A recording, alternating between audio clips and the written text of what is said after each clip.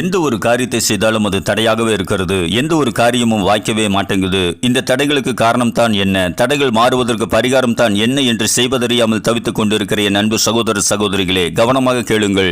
உங்கள் முன்னோர்கள் செய்த பாவங்கள் சாபங்களாக உங்களை பின்தொடரும். இந்த சாபம் தடைகளை உண்டாக்கும். நீங்கள் செய்கின்ற பாவங்களும் தடைகளை உண்டாக்கும். கண்ணுக்கு தெரியாத எதிரியான பிசாசும் தடைகளை உண்டாக்குவான். ஒரு சில நேரங்களில் தேவ சித்தத்திற்கு விரோதமாக செய்யும் பொழுது பரிசுத்த ஆவியானவரை தடைகளை உண்டாக்குவார். இந்த தடைகள் மாறுவதற்கு பரிகாரம் இயேசு ஒருவரே.